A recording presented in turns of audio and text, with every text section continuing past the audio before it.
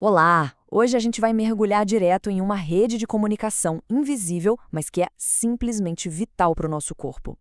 É um sistema que opera ali nos bastidores, no silêncio, mas que acaba ditando praticamente tudo o que acontece no nosso organismo. A gente está falando de pura química em movimento. Bom, o nosso roteiro de hoje é o seguinte. Primeiro, uma introdução ao sistema e aos hormônios. Depois, as 5 funções principais. Aí a gente passa para a glândula hipófise, dá uma olhada na anatomia dela e, por fim, vamos falar de outras glândulas vitais. Vamos lá?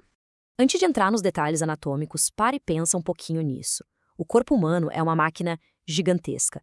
Como é que o cérebro sabe exatamente o que os rins devem fazer?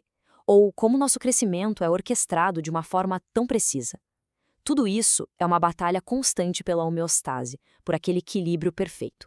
E a grande sacada é que essa comunicação de longa distância não usa nenhum impulso elétrico, e sim mensageiros químicos. Certo, seção 1. Introdução ao sistema e hormônios. A base de toda essa engrenagem está exatamente aqui.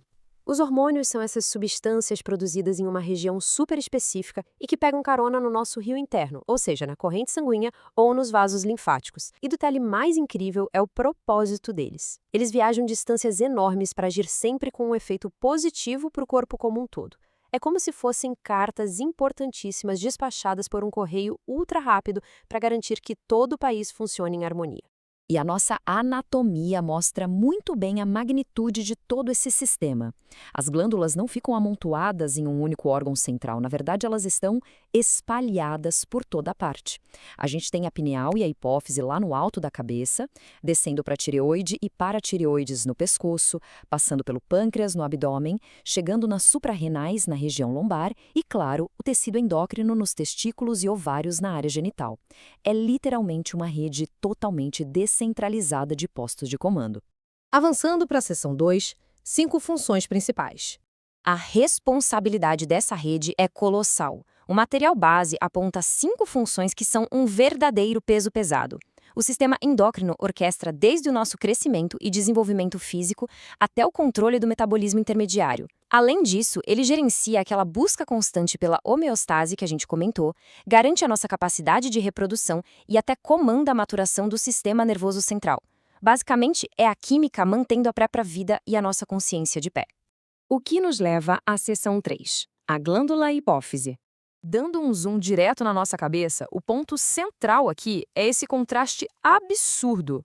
Lembra de toda aquela lista imensa de funções essenciais que a gente acabou de ver? Pois é, ela é governada por uma estrutura que pesa, em média, meros 0,55 gramas em um adulto. É um pontinho de apenas 12 a 15 milímetros de largura. Uma eficiência biológica brutal, compactada em uma fração de grama. É, no mínimo, extraordinário. Falando de localização, a hipófise, que muita gente conhece como glândula pituitária, fica ali bem acomodada na base do cérebro. É um órgão neuroglandular ímpar e mediano, guardado com toda a segurança na fossa hipofisária, logo atrás do quiasma óptico. Essa estrutura cria uma conexão crítica e super íntima com o hipotálamo, mantendo linhas diretas de comunicação com a base cerebral. Vamos para a seção 4, a anatomia da hipófise. Agora, vamos diminuir um pouco o ritmo para entender a estrutura dessa maravilha milimétrica. A hipófise não é só um bloco sólido. Ela se divide basicamente em 2 lobos bem diferentes, tanto na origem quanto na função. Do lado esquerdo, a gente tem o lobo posterior, que é a neurohipófise, e do lado direito, o lobo glandular anterior, conhecido como adenohipófise.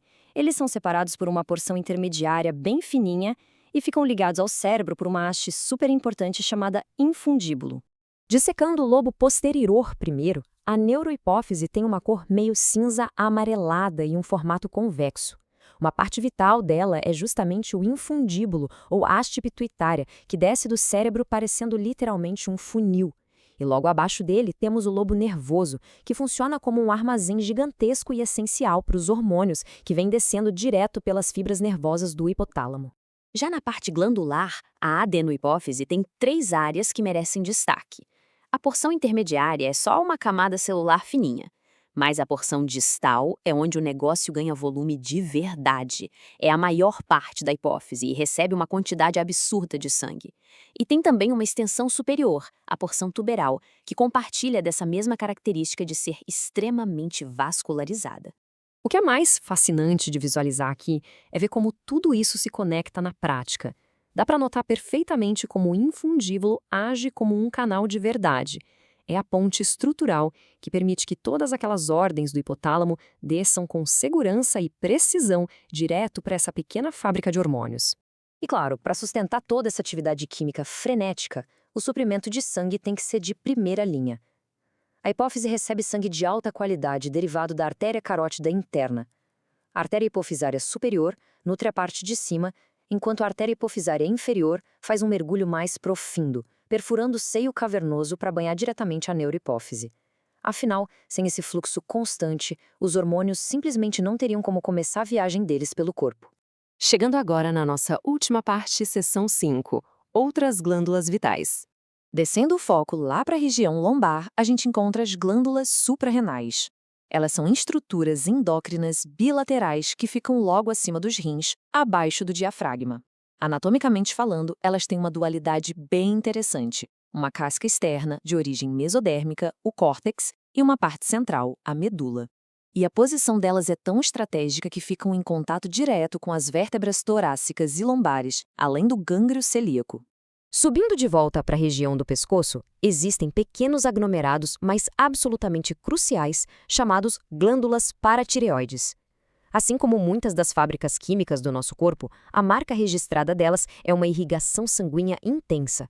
Elas dependem demais de ramos arteriais diretos que vêm das artérias tireoide superior e inferior. Isso garante que as secreções caiam no sistema venoso quase de forma instantânea. E isso nos deixa com uma reflexão final que é a de explodir a cabeça. Todo esse sistema, desde frações de grama lá no cérebro até glândulas complexas apoiadas nos rins, operam em uma harmonia perfeita, silenciosa e interconectada pelo sangue. Quando a gente percebe o quanto essas estruturas são minúsculas e altamente especializadas, fica a pergunta: o que aconteceria se apenas uma única gota nesse equilíbrio químico tão delicado fosse alterada? É o tipo de coisa que mostra a fragilidade e a genialidade absoluta da nossa biologia, uma verdadeira obra-prima da engenharia natural, não é mesmo?